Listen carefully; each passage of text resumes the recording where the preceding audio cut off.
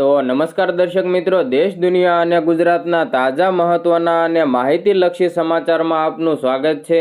દર્શક મિત્રો, આજના વિડીયોમાં ખાસ કરીને આજે ફાલ્ગુની પૂર્ણિમાના દિવસે જે બપોર બાદ ચંદ્રગ્રહણ થવા જઈ રહ્યું છે, ત્યારે આ ચંદ્રગ્રહણ કયા સમયે થવાનું છે, આ ચંદ્રગ્રહણ કયા કયા દેશોમાં દેખાવાનું છે, સૂતક કાળનો સમયગાળો શું છે, આ સૂતક કાળ દરમિયાન તમારે શું કરવું અને શું ન કરવું જોઈએ, તેમજ ગ્રહણ દરમિયાન પણ તમારે કઈ કઈ બાબતોનું ધ્યાન રાખવું પડશે, તો વળી ગ્રહણ પૂર્ણ થયા બાદ પણ તમારે કઈ કઈ કાળજી રાખવાની જરૂર પડશે તેના વિશેની સંપૂર્ણ માહિતી મેળવવાની છે। તો વળી આ ગ્રહણને કારણે કઈ કઈ રાશિ ઉપર તેની કેવી કેવી અસર જોવા મળવાની છે, ગ્રહણ દરમિયાન કઈ રાશિની કિસ્મત ચમકવાની છે, તો વળી કઈ રાશિને સાવધાની રાખવાની જરૂર પડશે, તો વળી આ ગ્રહણ દરમિયાન તમારે કઈ કઈ બાબતોનું ખાસ ધ્યાન રાખવાની જરૂર પડશે, ગર્ભવતી મહિલાઓએ કઈ બાબતોનું ધ્યાન રાખવાનું છે, તો વળી આ ચંદ્રગ્રહણને કારણે આજે ગુજરાતના કયા મંદિરોમાં કેવી સ્થિતિ જોવા મળી રહી છે, ગુજરાતના કયા મંદિરો આજે બંધ રહેવાના છે, તો વળી કયા મંદિરોમાં આજે હોળીની ભવ્ય ઉજવણી કરવામાં આવવાની છે, તેના વિશેની સંપૂર્ણ માહિતી પણ આપણે આ જ વિડીયોમાં મેળવવાની છે। તો વિડીયોને અંત સુધી નિહાળતા રહેજો। ચેનલમાં નવા હો તો ચેનલને સબસ્ક્રાઇબ જરૂરથી કરી લેજો। દર્શક મિત્રો, સૌ પ્રથમ આપ અને આપના પરિવારને મારા તરફથી હોળી અને ધૂળેટીની હાર્દિક શુભકામના। દર્શક મિત્રો, આપ સૌ સારી રીતે જાણો છો કે સામાન્ય રીતે હોળીનો તહેવાર ફાલ્ગુની પૂર્ણિમાના દિવસે ઉજવવામાં આવતો હોય છે, પરંતુ આ વર્ષે હોળીના દિવસે ચંદ્રગ્રહણ હોવાને કારણે હોળીના એક દિવસ પહેલા જ ગુજરાતના મોટાભાગના વિસ્તારોમાં હોળીનો તહેવાર મનાવી લેવામાં આવ્યો છે અને આજે ધોકાનો દિવસ છે અને ત્યારબાદ ગઈકાલે ધૂળેટીનો તહેવાર ઉજવવામાં આવશે। તમને જણાવી દઈએ કે આજે ફાલ્ગુની પૂર્ણિમાના દિવસે ચંદ્રગ્રહણ હોવાને કારણે આ ફેરફાર કરવામાં આવ્યો છે। તો ચાલો જાણીએ કે ચંદ્રગ્રહણ ક્યારે શરૂ અને પૂર્ણ થવાનું છે। મિત્રો, વર્ષ 2026ની મહત્વપૂર્ણ ખગોળીય ઘટનાઓમાં 3 માર્ચને એક ખાસ તારીખ માનવામાં આવે છે। આ દિવસે એટલે કે આજે વર્ષનું પહેલું ચંદ્રગ્રહણ થવા જઈ રહ્યું છે। આ ચંદ્રગ્રહણ ભારતમાં પણ દેખાવાનું છે, તેથી તેનું ધાર્મિક અને જ્યોતિષીય મહત્વ પણ વધુ વધી જાય છે। જ્યારે પણ ભારતમાં ગ્રહણ દેખાય છે ત્યારે લોકો તેના સમય, સૂતકકાળ અને રાશિચક્ર ઉપર તેની અસર વિશે વધુ ઉત્સુક બને છે। બીજી વાત એ છે કે આ ખાસ ગ્રહણ હોળીની આસપાસ પડી રહ્યું છે અને તેને કારણે ધૂળેટી 4 માર્ચે ઉજવવામાં આવશે। મિત્રો, આજે થનારું આ ચંદ્રગ્રહણ પૂર્ણ ચંદ્રગ્રહણ હશે। પૂર્ણ ચંદ્રગ્રહણ ત્યારે થાય છે જ્યારે પૃથ્વી સૂર્ય અને ચંદ્રની વચ્ચે આવી જાય છે અને ચંદ્ર પર તેનો પડછાયો પડે છે। આ ગ્રહણ દરમિયાન ચંદ્ર ઘેરો લાલ અથવા તાંબા જેવો દેખાઈ શકે છે। આ કારણોસર તેને સામાન્ય રીતે બ્લડ મૂન તરીકે પણ ઓળખવામાં આવે છે। જ્યારે તે એક સામાન્ય ખગોળીય ઘટના છે ત્યારે તેને ધાર્મિક અને જ્યોતિષીય દ્રષ્ટિકોણથી ખાસ માનવામાં આવે છે। આ ગ્રહણ ભારતમાં ગ્રસ્તોદિત ચંદ્રના રૂપમાં દેખાશે। આનો અર્થ એ છે કે જ્યારે ચંદ્ર ઉગશે ત્યારે તે પહેલેથી જ ગ્રહણની સ્થિતિમાં હશે। ચંદ્રગ્રહણના સમયગાળા વિશે વાત કરવામાં આવે તો આંશિક ગ્રહણ શરૂ થશે બપોરે 3:20 વાગ્યે। પૂર્ણ ચંદ્રગ્રહણનો સમયગાળો સાંજે 4:34 થી લઈને 5:32 વાગ્યા સુધીનો છે। ભારતમાં દેખાવાનો સમય સાંજે 6:22 થી સાંજે 6:47 સુધીનો રહેશે। મોક્ષ એટલે કે સમાપ્તિ 6:47 વાગ્યા થવાની છે। મિત્રો, ભારતમાં ગ્રહણ ફક્ત 25 મિનિટમાં જ દેખાવાનું છે। પૂર્વ ભારતમાં જેમ કે આસામ અને પશ્ચિમ બંગાળમાં તે સૌથી વધુ સ્પષ્ટ રીતે દેખાશે। દિલ્હી અને પશ્ચિમી રાજ્યોમાં દ્રષ્ટિ થોડી ઓછી હશે અને સમયગાળો પણ ઓછો હશે। સૂતકકાળ ક્યારે શરૂ થયો તેની વાત કરવામાં આવે તો જ્યોતિષીય માન્યતા અનુસાર ચંદ્રગ્રહણના 9 કલાક પહેલા સૂતકકાળ શરૂ થતો હોય છે। 3 માર્ચ 2026ના રોજ સવારે 6:20 થી લઈને સાંજે 47 વાગ્યા સુધી સૂતકકાળ માન્ય ગણાવવાનો છે। સૂતક એ સમય માનવામાં આવે છે જ્યારે પર્યાવરણીય ઉર્જા બદલાય છે, તેથી આ સમયગાળા દરમિયાન ચોક્કસ નિયમોનું પાલન કરવામાં આવે છે। હવે આ સૂતકકાળ દરમિયાન તમારે કયા નિયમોનું પાલન કરવાનું છે તેની વાત કરીએ તો મંદિરોના દરવાજા બંધ રહે છે, કોઈ શુભ કાર્ય કે નવું કાર્ય શરૂ કરવામાં નથી આવતું, ખોરાક રાંધવા અને ખાવાનું વર્જિત માનવામાં આવે છે. જોકે બીમાર, વૃદ્ધો અને બાળકોને આમાંથી મુક્તિ આપવામાં આવે છે. સૂતક પહેલાં તુલસીના પાનને ખાદ્ય પદાર્થોમાં ઉમેરવામાં આવે છે. એવું માનવામાં આવે છે કે તુલસી ઉમેરવાથી ખોરાકની શુદ્ધતા જળવાઈ રહે છે. ત્યારબાદ ગ્રહણ દરમિયાન તમારે કઈ કઈ બાબતોનું ધ્યાન રાખવાનું છે તેની વાત કરીએ તો તમારા મનપસંદ દેવતાના મંત્રનો જપ કરો, ધ્યાન અથવા આધ્યાત્મિક સાધના કરો, ગ્રહણ પૂર્ણ થયા પછી સ્નાન કરો, ચોખા, દૂધ કે ખાંડ જેવી સફેદ વસ્તુઓનું દાન કરો, ઘરમાં ગંગાજળ છાંટી દો. ગ્રહણ દરમિયાન શું ન કરવું તેના વિશે વાત કરવામાં આવે તો તીક્ષ્ણ વસ્તુઓનો ઉપયોગ કરવો ન જોઈએ, મુસાફરી કરવાનું ટાળો, સ્વસ્થ લોકોએ ગ્રહણ દરમિયાન સૂવાનું ટાળવું જોઈએ, સૂતક દરમિયાન તુલસીના છોડને સ્પર્શ ન કરવો જોઈએ. હવે ચંદ્રગ્રહણ પછી શું કરવું જોઈએ તેની વાત કરીએ તો ચંદ્રગ્રહણ સમાપ્ત થયા પછી કેટલીક પરંપરાગત વિધિઓનું પાલન કરવામાં આવે છે, જેને શુભ પણ માનવામાં આવે છે. સૌપ્રથમ ગ્રહણ સમાપ્ત થયા પછી સ્નાન કરો. જો શક્ય હોય તો ગંગાજળ મિશ્રિત પાણીથી સ્નાન કરો. ત્યારબાદ આખા ઘરમાં ગંગાજળ છાંટો અને મંદિર અથવા પૂજા સ્થળને સાફ કરો. દેવતાની મૂર્તિઓ સાફ કરો, દીવો પ્રગટાવો અને આરતી કરો. ઘણા લોકો ગ્રહણ પછી દાન પણ કરે છે, ખાસ કરીને ચોખા, દૂધ, ખાંડ અથવા સફેદ કપડાં જેવી વસ્તુઓનું દાન કરવામાં આવે છે, જે શુભ માનવામાં આવે છે. જે લોકો સૂતકના સમયગાળાને કારણે ખાવાનું ટાળે છે તેઓએ સ્નાન કર્યા પછી તાજો તૈયાર ખોરાક લેવો જોઈએ. આ નકારાત્મક પ્રભાવોને દૂર કરે છે અને સકારાત્મક ઉર્જાનો સંચાર કરે તેવું માનવામાં આવે છે. હવે મિત્રો, આ ચંદ્રગ્રહણને કારણે તમામ 12 રાશિ ઉપર તેની કેવી કેવી અસર જોવા મળવાની છે તેની ફટાફટ વાત કરી લઈએ.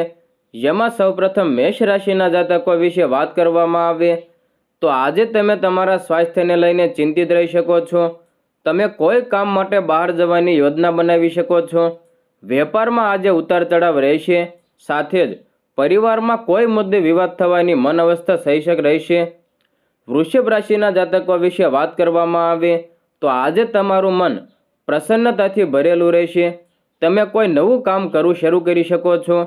તમને તમારા કાર્યક્ષેત્રમાં કોઈ જાણીતા વ્યક્તિ તરફથી સહયોગ મળશે. વેપાર ક્ષેત્રે નવી તકો પ્રાપ્ત થશે. પરિવારમાં કોઈ નવા મહેમાનનું આગમન થઈ શકે. માન સન્માન પણ વધશે. ત્યારબાદ મિથુન રાશિના જાતકો વિશે વાત કરવામાં આવે તો આજનો દિવસ તમારા માટે ખૂબ જ સારો રહેશે. તમે આધ્યાત્મિકતાથી ભરપૂર રહેશો. તમારું મન પ્રસન્ન રહેશે તેમજ આયોજિત કાર્ય પૂર્ણ થશે. ધાર્મિક યાત્રા ઉપર જઈ શકો છો. વ્યાપારમાં લાભની તકો રહેશે. નવી ભાગીદારી શરૂ થશે. તમને પરિવારમાં પ્રિયજનોનો સહયોગ મળી શકે છે. ત્યારબાદ કર્ક રાશિના જાતકો વિશે વાત કરવામાં આવે તો તમે કોઈ ચોક્કસ કામ માટે બહાર પ્રવાસ થઈ શકો છો. પરંતુ જો તમે વાહન ચલાવતી વખતે સાવચેતી ન રાખો તો અકસ્માતનો શિકાર પણ બની શકો છો. તબિયતમાં પણ ઉતાર ચઢાવ રહેશે. વ્યવસાયમાં તમારા પાર્ટનર દ્વારા તમે છેતરાઈ શકો છો. આજે તમારા કાર્યસ્થળને બદલવાનો નિર્ણય ન લેશો. ત્યારબાદ સિંહ રાશિના જાતકો વિશે વાત કરવામાં આવે તો આજનો દિવસ તમારા માટે અનુકૂળ રહેશે. જો તમે નોકરી માટે પ્રયાસ કરી રહ્યા છો તો આજે તમને સફળતા મળશે. તમને બિઝનેસમાં કોઈ નવા કામ માટે ઓફર મળી શકે છે. કોઈ ખાસ વ્યક્તિને મળવું પડશે. તમને પરિવારમાં દરેકનો સંપૂર્ણ સહયોગ મળશે. ત્યારબાદ કન્યા રાશિના જાતકો વિશે વાત કરવામાં આવે તો આજનો દિવસ તમારા માટે સામાન્ય રહેશે. તમે કોઈ ખાસ કામ માટે લાંબી યાત્રા ઉપર જઈ શકો છો. વાહન વગેરેનો ઉપયોગ સાવધાનીથી કરો. વેપારમાં મોટું રોકાણ ન કરો. આર્થિક સ્થિતિમાં મંદી આવશે. મન વ્યગ્ર રહેશે. તમારી વાણી ઉપર નિયંત્રણ રાખો અને વિવાદથી દૂર રહો. ત્યારબાદ તુલા રાશિના જાતકો વિશે વાત કરીએ તો આજે તમે બિનજરૂરી વિવાદોમાં ફસાઈ શકો છો. તમારું મન વ્યગ્ર રહેશે. તમે તમારા વિરોધીઓના કોઈ કાવતરાનો શિકાર બની શકો છો. વેપારમાં તમારું કામ બગડી શકે છે. આર્થિક સ્થિતિ પણ બગડશે.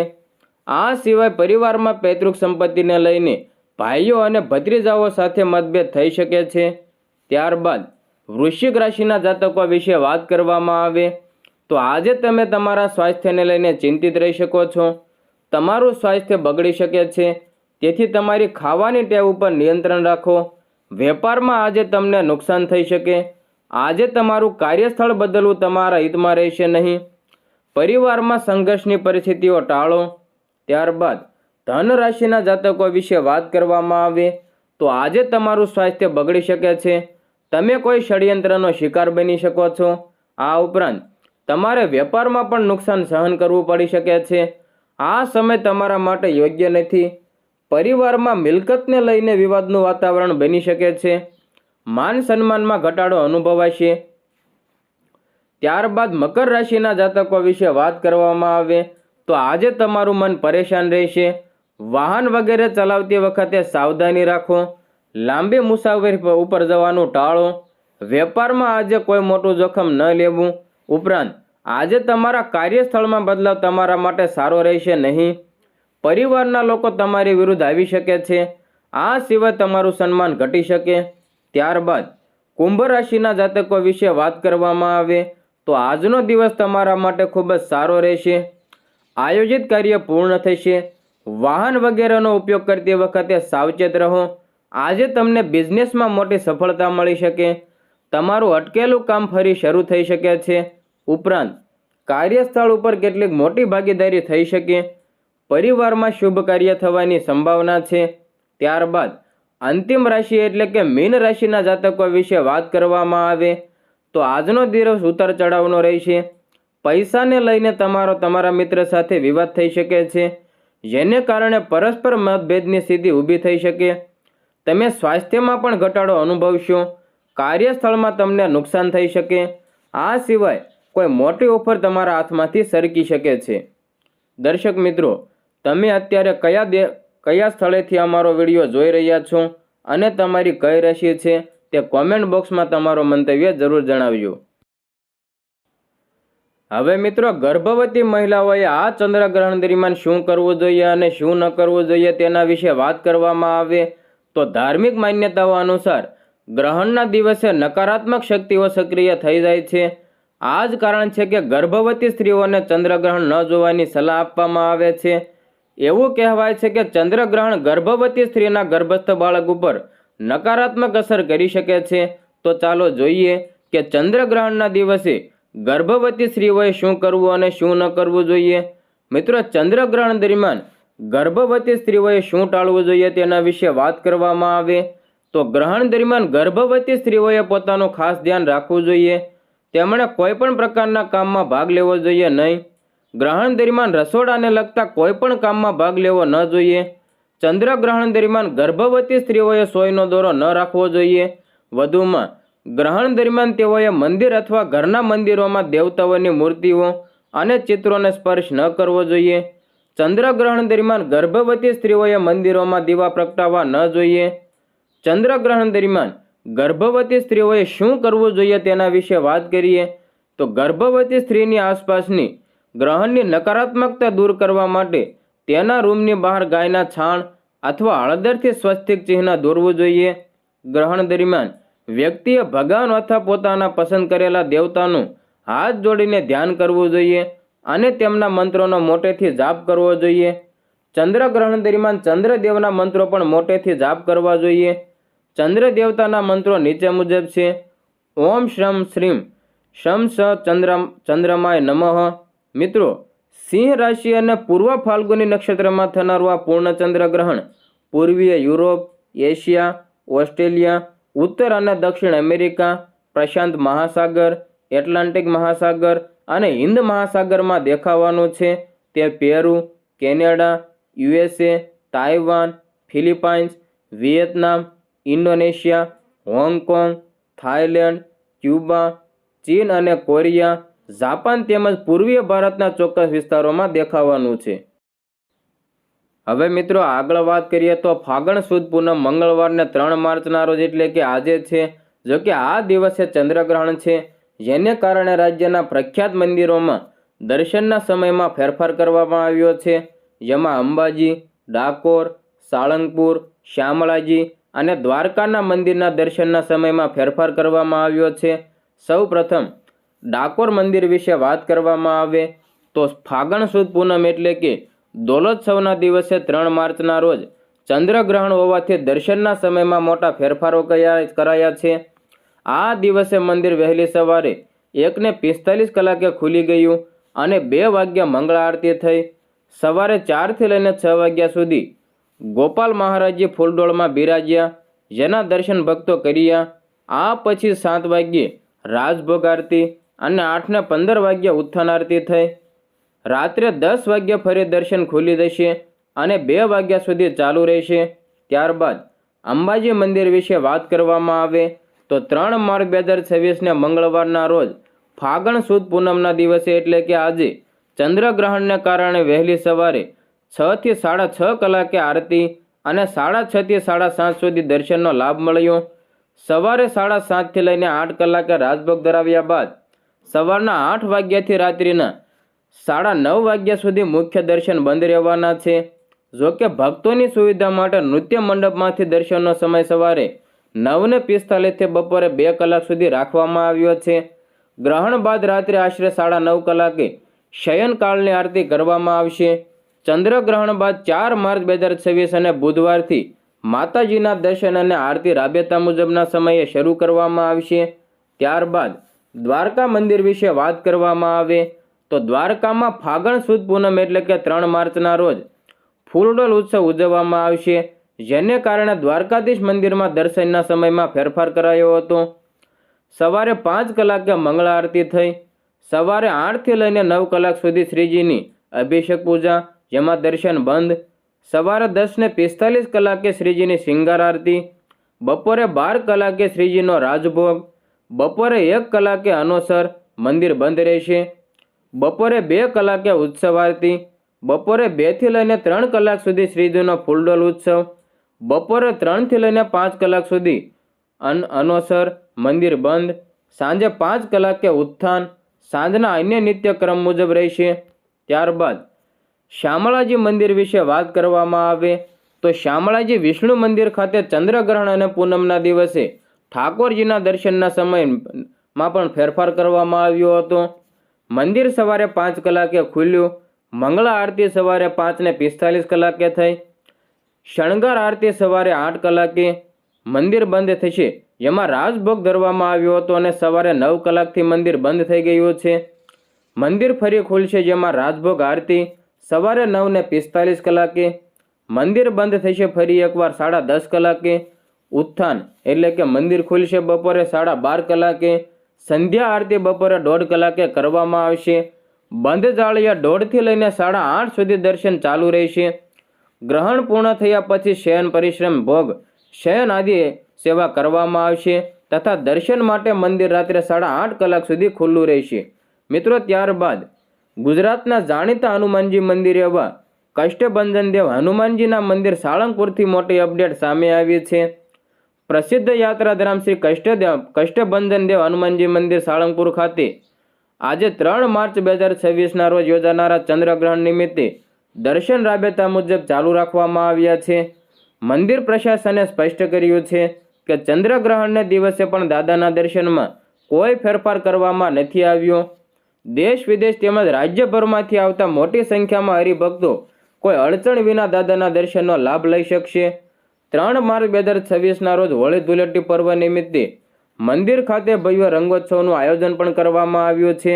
આ રંગોત્સવ સવારે 7:30થી શરૂ થઈ ગયો છે અને 11 વાગ્યા સુધી યોજાવાનો છે. હવે મિત્રો આગળ વાત કરીએ તો ફાગણ સુદ પૂનમના દિવસે એટલે કે આજે પ્રસિદ્ધ યાત્રાધામ ડાકોરમાં ભક્તોનું ઘોડાપૂર જોવા મળ્યું હતું. મિત્રો, ડાકોર યાત્રાધામમાં લાખો ભક્તોની આસ્થાનું કેન્દ્ર એવો જગવિખ્યાત ફાગણી પૂનમ મહોત્સવ આજે તેમના અંતિમ પડાવ ઉપર છે. શ્રદ્ધા અને ભક્તિના અનેરા સંગમ સાથે આ મહોત્સવ આજે વિધિવત રીતે સંપન્ન થશે. ફાગણી પૂનમના પાવન અવસરે લાખો પદયાત્રીઓ અને શ્રદ્ધાળુઓએ રાજાધીરાજ શ્રી રણછોડરાયજીના ચરણોમાં શીશ ઝુકાવી ધન્યતા અનુભવી છે. વહીવટી તંત્ર દ્વારા ધ્વજારોહણ અને સુરક્ષા વ્યવસ્થા મંદિરની વર્ષો જૂની પરંપરાને જાળવી રાખતા આજે મહોત્સવના છેલ્લા દિવસે જિલ્લા વહીવટી તંત્ર અને પોલીસ પ્રશાસન દ્વારા ભગવાન રણછોડરાયજીને ભવ્ય ધ્વજા અર્પણ કરવામાં આવી હતી. આ તકે ઉચ્ચ અધિકારીઓએ રાજ્યની સુખાકારી અને જનકલ્યાણ માટે વિશેષ પ્રાર્થના કરી હતી. મેળાના અંતિમ દિવસે પણ પોલીસ દ્વારા ચુસ્ત બંદોબસ્ત ગોઠવવામાં આવ્યો છે, જેથી પદયાત્રીઓને કોઈ મુશ્કેલી ન પડે. ચંદ્રગ્રહણને કારણે મંદિરના સમયમાં ફેરફાર. આજે આકાશી ઘટના એવી ચંદ્રગ્રહણ હોવાથી મંદિરના શેડ્યુલમાં ફેરફાર કરવામાં આવ્યો હતો. શાસ્ત્રોક્ત વિધિઓ અને ગ્રહણના વેદને ધ્યાનમાં રાખીને આજે બપોરે 2 વાગ્યે મંદિરના દ્વાર દર્શનાર્થીઓ માટે બંધ કરી દેવામાં આવશે. ભક્તોને વિનંતી કરવામાં આવી છે કે તેઓ આ સમય મર્યાદાને ધ્યાનમાં રાખીને દર્શનનો લાભ લઈ લે. ડાકોર મંદિરનો દ્વારકા જેવો થશે વિકાસ. મહોત્સવના આ ખાસ દિવસે ડાકોર મંદિરના નવનિયુક્ત ટ્રસ્ટી ગિરીશ દાણીએ એક મહત્વાકાંક્ષી વિઝન રજૂ કર્યું છે. તેમણે ઈચ્છા વ્યક્ત કરી છે કે ડાકોર મંદિરને પણ દ્વારકાધીશ મંદિર જેવું ભવ્ય અને સુવિધાયુક્ત બનાવવામાં આવશે. આગામી સમયમાં મંદિરના માળખાગત ઢાંચામાં અને સુવિધાઓમાં મોટા પાયે બદલાવ કરવામાં આવશે તેવા સંકેતો પણ તેમણે આપ્યા છે.